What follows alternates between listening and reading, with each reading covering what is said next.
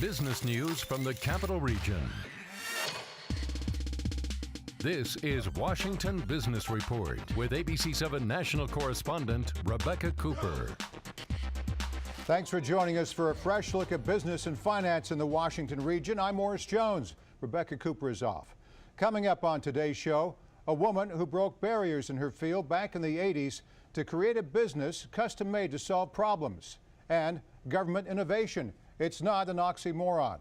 We have the man who will tell us about national security and how D.C. area entrepreneurs are stepping up. But first, the conclusion of our interview with Overstock.com CEO Patrick Byrne.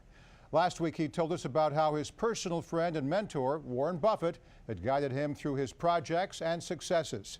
He also alluded to some of his beefs with Wall Street. Today he goes into more detail on his theories and how many people react to them. You're wearing a lot of hats. You are still very much running day-to-day your company, and it's a major company. You are an active philanthropist. You are a very active advocate. You're here in Washington right now to speak at a monetary conference here at the Cato Institute about your passion for virtual currency and replacing the stock market. Take us day-to-day. How do you look at all these different big picture items and balance your daily life to focus? Well, it helps not having a family, helps just having the cats. And I'm a bit of a recluse, and I just get to spend a lot of my time thinking about things and seeing that, you know, a lot of these activities not just overlap, and they're synergistic. And so if I've spent all this time working, building this platform that handles e-commerce, it occurs to me, you know, it's just, usually it's sort of some little light bulb moment, small light bulb goes off, and I think, oh, gee, we can apply this to that.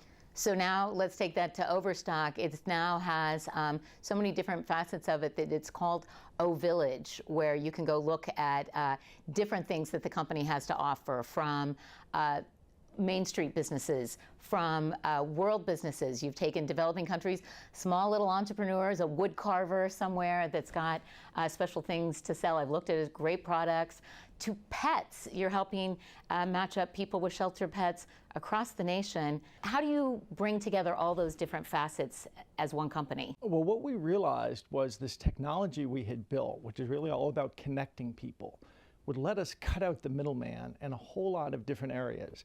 So we started farming out all over the world and finding artisans and bringing their products in and selling at a minimal markup. We actually try to make no money at that. We try to run it at break even. Sometimes we have made money, and we take the money and go build schools. We built 26 schools with about 8,000 kids around Africa and the Middle East or Central Asia. I've got a few horses and a few cats. I'm sort of turned into something out of a William Faulkner novel, an old guy alone in his cabin with his cats. With his cats. And I realized, gee, we could plug this technology into pet shelters around America. We don't deal with puppy mills or anything, but just rescue shelters, plug it in so you can have one place where you can search all the shelters in America using this great search technology we've built. We started doing the same with entrepreneurs. We call it the Main Street Revolution. Started doing this about 6 years ago, getting small entrepreneurs around America plugged in. And there are people who have built very nice businesses, $500,000 businesses out of their garage. So we think of ourselves more as a platform. I'm not trying to be out there like Amazon with 50 warehouses everywhere and billions of dollars of warehouses. I'd much rather create a platform that the entrepreneurs can plug into rather than build a system that sort of squeezes them out.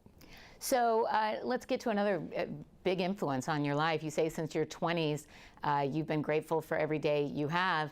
3-time cancer survivor. That led to your 6-month principle of living. What's your 6-month philosophy?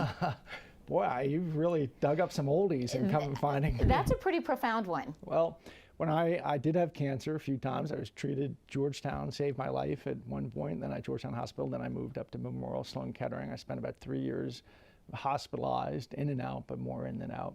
And when I got out, I didn't, of course, know it was for the last time.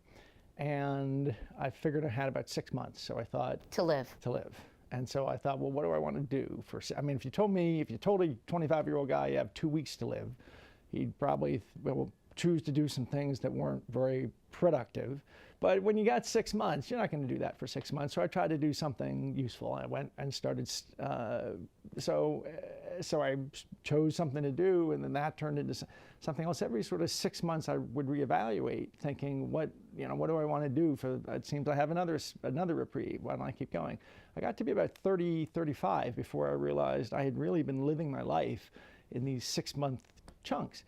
And I guess I thought that's probably not a bad way to live, because it gets you to sort of concentrate, focus, get a lot done, and someday you're going to be right. What was the first 6-month agenda item? Well, I went out to Stanford for a master's degree in mathematical logic. I was kind of an invalid, and I thought I would recover in the pleasant hills of Stanford, and be a nice way to spend 9 months. And then that led to Cambridge. I went and I ended up getting close enough to my PhD. I decided just to stay and finish my PhD in philosophy. So what were the things you did right that allowed you and Overstock to win and be the big one, to succeed? Well, I think it goes back to that Buffett principle I described. There were all kinds of fads and all kinds of groupthink in the internet, and they were making such obvious mistakes. There was the bigger fool theory of investing. We'll do this because if we do this, somebody else will think we're more valuable, rather than just building intrinsic value.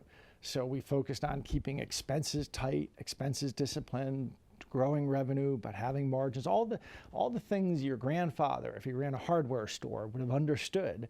That's how we ran our internet company. I don't want to get too technical, because you should write a book just about your philosophies on Wall Street alone and short selling. If you were explaining it to my grandmother and you were trying to explain what you think are some of the worst practices on Wall Street, what would you say? Well, let me be clear. I have nothing against short selling specifically, but think of it this way. When you watch a movie, you're watching a movie, you know that there are grips and gaffers and people running the lighting and such, but it's a background assumption. You don't think about them. Well, when you buy and sell stock in the stock market, you know that you're giving money, and in some sense you're getting some stock somewhere, and you just assume that there's all this stuff happening in the background, all the plumbing, so to speak, and you assume that it works a certain way. I can promise you it doesn't work anything like most people think it works. And there's a lot of fault tolerance in the system. And in the last decade, some characters figured out how you could use that fault tolerance to play games and manipulate the market. And it was very difficult convincing anybody here in Washington, D.C. of this. But the evidence for it was overwhelming. And I used to come to the SEC and the senators, and I'd bring sort of tough Italian guys from Staten Island who would come in with me, who were kind of part of it, who would explain, yeah, this is really good. I brought all these like people right on the edge of the criminality who were willing to come in and talk and explain, and there were very few people in Washington who would listen. But there's this one corner of Wall Street that's all mobbed up, and it's the corner that handles the settlement. So the settlement, that sort of back office plumbing, because they had figured out these games. And eventually, and I know this sounds a little nut job, but there's a very blurry line between organized crime and some of our nation's enemies, like the Russian intelligence service, Pakistani ISI, rogue Pakistani engineers, extremist Sunni financiers and such. And there's all this evidence that they were working together to manipulate and maybe crash the system. So pretty much the press treated me. They used to run, like New York Post ran photos of me with UFOs coming out of my head. And then in 2008, when it all started to Chernobyl, they started having all these emergency conferences, and they did exactly the things that they did 3 out of the 4 things that I'd been telling them they had to do. But it's kind of a chapter in history that's never, I'm told that someday when the history of Wall Street gets written, there'll have to be a whole chapter about this fight. It's so politically charged, this story, because another aspect of my claim, and this fits in with the Cato Institute, was something called regulatory capture. It's an economist term. A friend of Milton Friedman coined it, Stigler, that said that society sets up these regulators to protect us from certain industries. But we forget that sometimes those regulators become captured by the industry that they're supposed to regulate, and they get turned against us. You know, the left, this is my objection to the left. I've got a lot of friends on the left, and the left is generally, I think, correct about the problems. They're just invariably wrong about how to fix the problems. And this is an example. They want these muscular regulators to stand up to industry. They neglect to consider what happens when that good muscular regulator becomes a wholly owned subsidiary of Goldman Sachs. Then you've got the worst of both worlds. So here's what's fascinating. Clearly a disruptor, clearly willing to put yourself out there, willing to risk being called eccentric and have the New York Post draw UFOs coming out of your head, clearly brilliant, and still running a publicly traded company that keeps growing. What do your shareholders say when you're pushing the envelope like this? Well, I know first 40% of them are named Byrne, and another... That helps. That helps. Another 35% are a Canadian company called Fairfax, an insurance company, sort of the Warren Buffett of Canada. And that's run by some fellows, Sam Mitchell, Prem Watsa, who they're quite unique in that they share my feelings about Wall Street. And I think that it's not why they invested in us, but as this fight brewed, they've stood behind me 100%. Their attitude and the attitude of a lot of people, frankly, is go get those bums. No one else is going to go get those bums. A man with many ideas, many passions, and not willing to settle for just one. Patrick Byrne, thanks for joining us on Washington Business Report. Thank you so much, Rebecca.